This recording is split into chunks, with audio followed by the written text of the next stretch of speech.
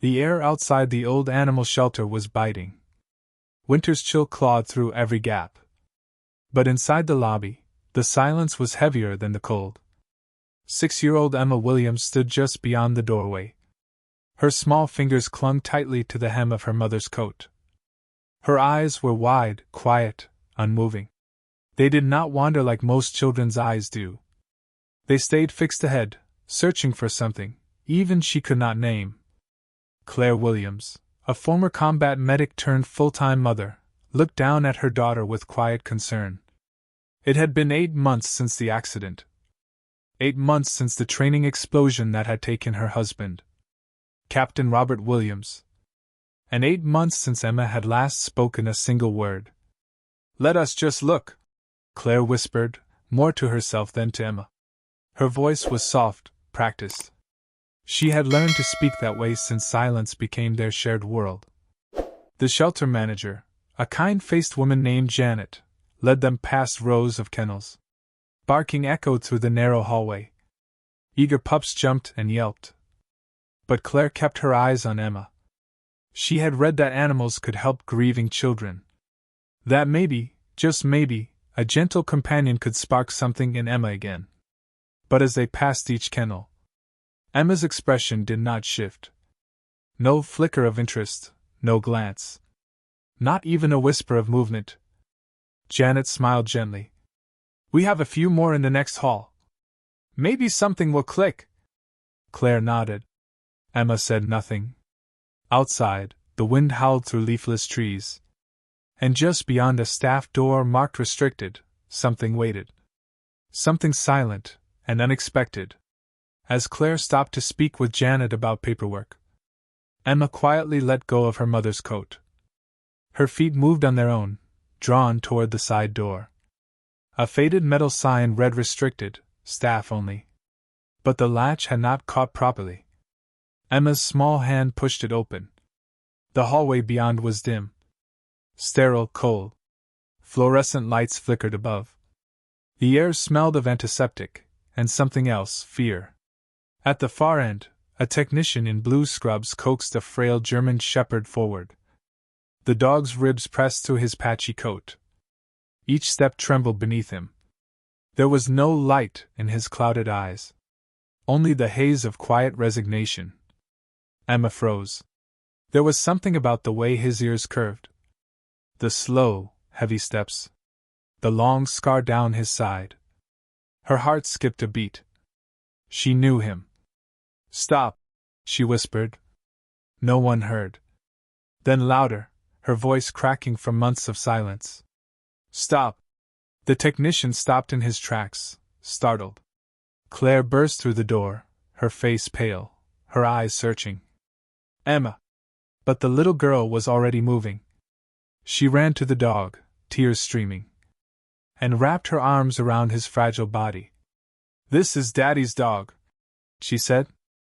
She spoke again, her voice trembling, but certain. "His name is Shadow." Claire stared in stunned silence. The scar. The military tattoo inked faintly on his ear. It could not be. But it was. And for the first time in months, Claire saw something flicker in Emma's eyes. Not just a memory, but a connection. Raw and real. Shadow, nearly lifeless just moments ago, lifted his head and leaned weakly into her touch. The technician stood frozen, confused by the outburst, but even more startled by the dog's response. A dog that was moments away from being led to his final breath. Shadow's ears twitched. His head, heavy and limp just seconds earlier, now pressed faintly against the little girl's chest. Claire knelt beside her daughter. Her hand reached out and brushed gently against his side. She felt it. Faded, rough ink beneath his fur. A military service tattoo. Her breath caught. Robert had told her once, long ago, in a quiet moment about his time overseas. About his partner. "This was Robert's," Claire whispered. "This is his canine." Emma reached into the pocket of her coat. Her tiny hand pulled out a small, crumpled piece of paper. A child's drawing. Bright colors, shaky lines. But the words across the top were clear. I will be your friend. She held it out with both hands, her chin quivering. He does not have anyone now, she whispered. But I will stay with him. Please, do not let him go. The hallway fell silent. Even the technician hesitated. His hand hovered near the intercom, unsure. Moments later, the shelter director arrived. Alan Ellis, stern, composed, already impatient. This dog is terminal, he said firmly. 10% chance of survival. It is not humane to prolong this. But Claire stepped in front of them, shielding both her daughter and the dog. He is not just a dog, she said. He is family. Ellis paused. His jaw tightened. Then, slowly, he gave a reluctant nod. Shadow had just been given one final chance. Because a little girl remembered him. When the rest of the world forgot. The drive home was silent. Shadow lay curled in the back seat, wrapped in an old blanket Claire kept in the trunk. His breathing shallow. Each rise and fall of his chest a quiet battle. Emma never looked away. She sat close, her small hand resting gently on his paw, as if letting go might make him vanish again. Claire watched them through the rearview mirror, her heart caught between fear and something like awe. This was not the cheerful therapy dog she had imagined bringing home. This was a soldier, wounded, fading. But to Emma, he was something else entirely. When they arrived, Claire carried him inside. He was too weak to climb the steps.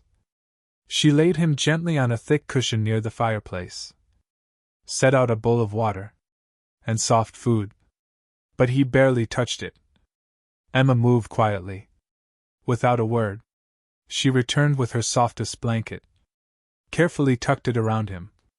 Then, with surprising grace, she dipped a cloth into warm water and began to clean the dirt from his fur. Her little fingers slow, steady, and she whispered to him. As she worked, Emma whispered softly, broken phrases, meant only for him. Words stitched with pain and comfort. Claire stood in the doorway, a mug of tea resting in her hands untouched, cold. She did not want to disturb whatever fragile magic was unfolding in front of her. So she stood still and watched. Then, just before bedtime, she heard it. A sound she had not heard in almost a year. Laughter. Faint, brief, like a forgotten melody trying to find its way back. Claire looked toward the living room. Emma was curled up beside Shadow. Both of them, finally, at peace. Even if only for a moment. It happened just after midnight. Claire had drifted into restless sleep on the couch. The fire burned low, shadows danced across the walls. Emma was tucked into bed upstairs, though she had insisted on saying good night to Shadow 3 separate times, before finally closing her eyes. The house was quiet. Until it was not. A sharp thud, followed by a low, guttural groan, jolted Claire awake. Her eyes snapped to the corner where Shadow had been resting. He was seizing. His limbs convulsed violently. His body twisted at unnatural angles. Foam clung to the edges of his mouth. His eyes, once dim but peaceful, were now wide and wild. Claire moved without thinking. She dropped to her knees, cradled his head, whispering his name over and over. Stay with me, Shadow. Please stay with me. Emma appeared at the top of the stairs, barefoot, wide-eyed. She did not scream. She did not cry. She just ran. By the time Claire had loaded Shadow into the back of the car, Emma was already buckled in beside him, clutching the edge of the blanket, as if holding it tightly could hold him together. At the emergency veterinary clinic, time dissolved. Dr. Hannah Tran, a neurologist known for her directness, examined Shadow carefully. Claire and Emma waited in a small, windowless room. It smelled of bleach and worry. When the doctor finally entered, her face was tight. "He has suffered a severe neurological episode," she said quietly. "Multiple systems are beginning to fail. His body is still fighting, but it does not look good." Claire sank into the chair. Emma did not move. Morning light crept through the blinds. Claire sat with her head in her hands. Emma had fallen asleep, curled on a chair beside her. Her small fingers still wrapped around the edge of Shadow's worn blanket. Claire had not slept. Not after what the doctor had said. And not after something began gnawing at her thoughts. A pattern. The symptoms. The sudden onset. The neurological damage. It felt too acute, too specific. Too exact for simple trauma. Something did not add up. That was when Maria Ramirez walked in. A former veterinary tech from Oak Ridge. She entered quietly, her face pale, her voice low. "I should not be here," she said. "But I know what is happening to him. And I cannot stay quiet anymore." She handed Claire a manila folder. Documents, emails, photos. Inside were detailed notes, taken from Oak Ridge's internal records. Claire opened it slowly, her heart pounding. Shadow's name was there, along with 13 other dogs. All labeled as non-adoptable. All injected with something called NTX-17. A trial compound. Developed by a private firm. "A pharmaceutical firm," Maria said softly. "They were using the shelter to test it. Untraceable trials, no oversight." She looked down, her voice shaking. "NTX-17 was meant to be a sedative. But in high doses, it causes delayed neurological breakdown." She glanced at Shadow through the glass window. "They injected him 28 days ago." Claire's breath caught. "That was why he started seizing." Maria nodded slowly. "They never meant for him to survive. They were rushing his euthanasia. To cover it up." Claire's fists clenched. This was no longer about negligence. This was betrayal. Shadow had served. He had protected. He had bled for his country. And this was how they repaid him. Later that morning, acting on Maria's testimony and the evidence Claire provided, police arrived at Oak Ridge with a signed warrant. They found the locked cabinet. Inside, rows of vials labeled NTX-17. Inventory logs. A handwritten notebook. Ellis's handwriting. Every dose recorded. Every name listed. Including Shadow's. By noon, Alan Ellis was in handcuffs. Escorted silently from the shelter. Justice, however small, had begun. By late afternoon, the chaos had quieted. The clinic halls fell into a hush. In the intensive care unit, Shadow lay still, surrounded by machines and soft beeping monitors. Flickering lights that felt like fragile signals of hope. Claire sat beside him, her hands folded tightly in her lap. Emma was there too, perched on a small stool, knees drawn to her chest, eyes fixed on the dog who had once been her father's partner. "He is tired," Dr. Tran had said gently. "The antidote may slow the compound. But his body has endured too much. He might not have the strength to come back." Claire had nodded quietly. But Emma had not moved. She had not cried. She had not spoken. She simply climbed onto the bed. No one stopped her. She lay beside him, just as she had the night before. One hand resting over his chest, the other gently stroking behind his ear. His breathing was faint, so shallow. It barely stirred the fur beneath her hand. Then Emma began to sing. Not loud, not perfect, just a soft, trembling melody. A lullaby her father used to hum on long car rides and slow Sunday mornings. Her voice wavered, but she did not stop. Note by note, she kept going. Tears slipped silently down her cheeks. For a long while, nothing happened. Then, Shadow's ear twitched. His paw moved, just barely. The heart monitor gave a single soft beep. Then another. A pause. Then steadier. Stronger. Life, however faint, was pushing back. Emma stopped singing and whispered into his fur. You do not have to be strong alone anymore. Dr. Tran watched through the glass, her hand covering her mouth in disbelief. Claire leaned forward, her own heart pounding. And then, Shadow took one long, trembling breath and opened his eyes. He was still here. The days that followed were slow, careful, filled with quiet hope. Shadow remained under close watch. His movements were small, weak, but certain. But the light in his eyes had returned. He followed Emma's voice wherever it came from.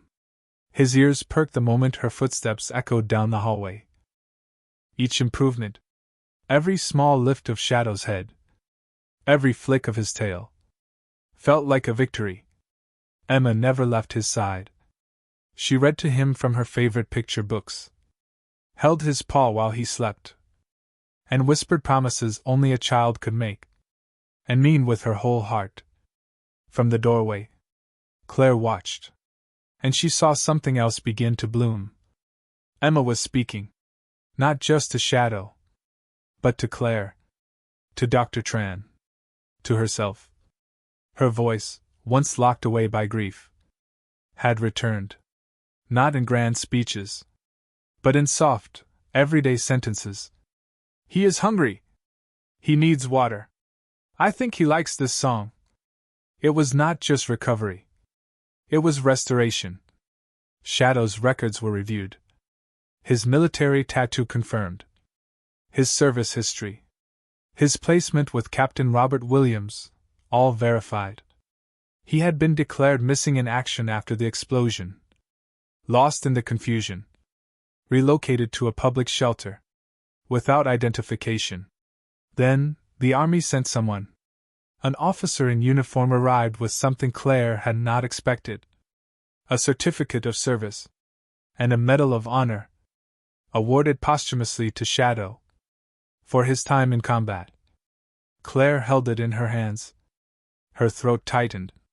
It was always supposed to go to him, she whispered. Emma gently placed the medal on Shadow's blanket and leaned close. Welcome home, she whispered. Shadow, still weak but listening, laid his head beside her hand and closed his eyes. Not in surrender, but in peace. For the first time in a long time, everything felt whole again. The sky was overcast the morning they visited Robert's grave. Claire parked at the edge of the military cemetery. Rows of white headstones stood in perfect lines, like silent sentinels. Emma stepped out first, holding a small bouquet of wildflowers she had picked herself. Shadow followed closely.